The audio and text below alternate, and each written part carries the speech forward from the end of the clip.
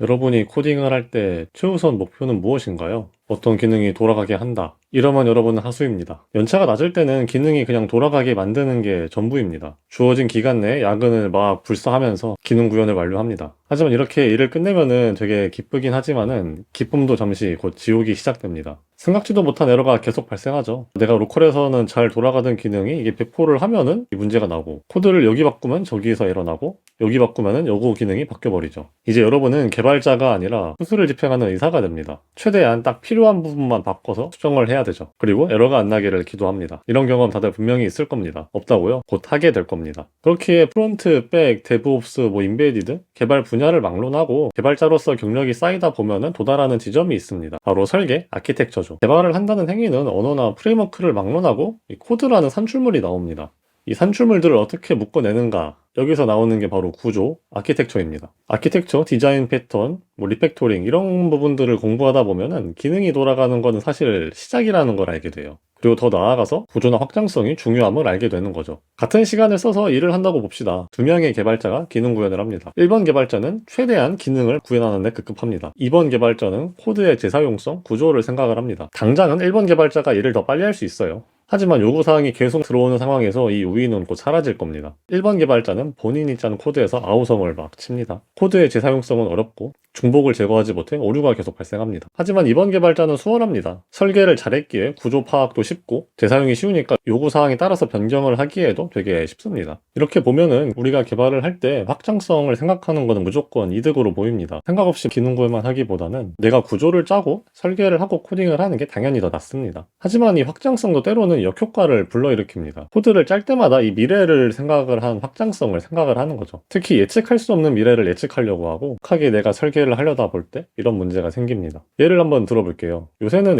앱 심사를 하려면은 신고하기, 차단하기 이런 기능들을 다 넣어야 하죠. 저도 제 회사에서 이 신고하기 기능 API를 구현해야 됐어요. 그리고 이 신고 기능은 보통 게시글이나 댓글에 다 들어가죠. 문제는 아직 저희 서비스에는 자유로운 게시글이 있는 게 아니라 그냥 공지 같은 게시글만 있고 실질적인 참여는 댓글 기능밖에 없었어요. 당장 빠르게 신고하기 기능을 만든다면은 그냥 이 댓글에 한해서만 신고하기 기능을 만들면 됩니다. 데이터베이스 필드도 댓글만 연결하면 되죠. 그런데 이렇게 급하게 댓글 기능에 한해서만 기능 구현을 하면은 나중에 게시글 기능이 오픈되었을 때 게시글에 대한 신고도 똑같이 또 구현을 해야 합니다. 그래서 확장성을 고려를 해보면은 일단 댓글이랑 게시글에 신고가 필요한 건 맞는데 생각을 더 해보니까 뭔가 우리 서비스에는 나중에 쪽지 기능이나 아니면 실시간 채팅 이런 기능도 들어갈 것 같은 거예요. 그러면 이 케이스에 대해서도 다 신고가 들어가야 될 것 같아. 그런데 생각이 이렇게 확장되다 보니까 지금 우리 관계형 데이터베이스 필드에서는 이러한 신고 기능을 구현하기가 좀 어려운 것 같은 거예요. 그래서 저는 막 다른 데이터베이스도 찾아봅니다. 몽고DB도 찾아보고 AWS의 다이나모DB도 찾아보고 이렇게 확장성을 생각을 하다 보면 한도 끝도 없고 저는 저만의 세계에 막 빠집니다. 팀장님은 저한테 분명히 댓글에 대한 신고하기 API를 만들라고 했는데 저는 한 이틀 있다가 팀장님한테 가가지고 팀장님 근데 저희 서비스에는 나중에 실시간 채팅도 필요하잖아요. 그럼 이때도 신고하기를 넣어야 될 텐데 어떠한 데이터베이스를 쓰는 게 좋을까요? 이렇게 물어봅니다. 물론 댓글에 대한 신고하기 API는 시작도 안 했고요. 이때 팀장님은 저에 대해서 뭐라 생각을 할까요? 잘하고 있군. 이건 아닐 것 같죠? 이렇게 생각하는 과정에서 뭐가 문제일까요? 확장성은 당연히 중요하지만은 문제는 확장성이 아니라 미래를 예측하려고 하는 데 있어요. 잠깐만 또 제 얘기를 하면은요. 제가 다니는 회사에서는 아침마다 오늘 할 일을 기록해가지고 메신저에 올립니다. 팀원분이랑 장난으로 하는 말이 우리는 저녁마다 허언증 환자가 된다는 말을 해요. 이게 무슨 말이냐면은 내가 아침에 기록을 한 것과 저녁에 한 일이 다르다는 거죠. 물론 계획한 대로 일을 하는 게 본인 실력인데 그보다 제가 말하고 싶은 거는 당장 오늘의 일도 우리는 예측을 하기가 어렵다는 말이에요. 오늘 일을 예측을 하는 것도 이렇게 어려운데 일주일, 한 달, 몇 달 뒤 상황을 예측해가지고 그걸 다 만족하는 설계를 한다? 하기도 어렵고 설계를 한다고 해도 그 예측이 빗나갈 확률이 굉장히 높습니다. 앞선 케이스도 마찬가지예요. 미래에 쪽지나 실시간 채팅 생길 수도 있죠. 하지만 안 생길 수도 있어요. 이거는 모릅니다. 그때가 되어야지만 알 수가 있어요. 그렇게 이런 케이스들을 다 고려를 해가지고 설계를 한다는 것 자체가 말이 안 됩니다. 확장성은 필요한 자세지만 오히려 여기에 매몰돼가지고 지금 내가 해야 되는 기능도 못 만들면 그것도 그 나름의 문제입니다. 제가 예전 영상에서 말을 한 것처럼 그렇죠. 아니 아까는 또 확장성 중요하다면서요. 맞습니다. 확장성 설계는 분명히 필요합니다. 전 이 점에서 유명한 책, 이 실용주의 프로그래머에 나온 내용을 말씀드리고 싶어요. 이 책에서 말하는 좋은 설계는 딱 한 가지를 만족을 합니다. 바로 ETC, Easy to Change. 즉 좋은 설계는 바꾸기가 쉬워야 한다. 이게 전부라고 말을 합니다. 실제 예시로 설명을 드려볼게요. 소프트웨어 개발의 유명한 원칙 중 하나인 드라이라는 게 있습니다. Don't repeat yourself. 반복을 하지 말라는 말인데요. 반복을 하지 말라는 거는 코드에서 중복을 제거하라는 말이죠. 왜 중복을 제거하라고 할까요?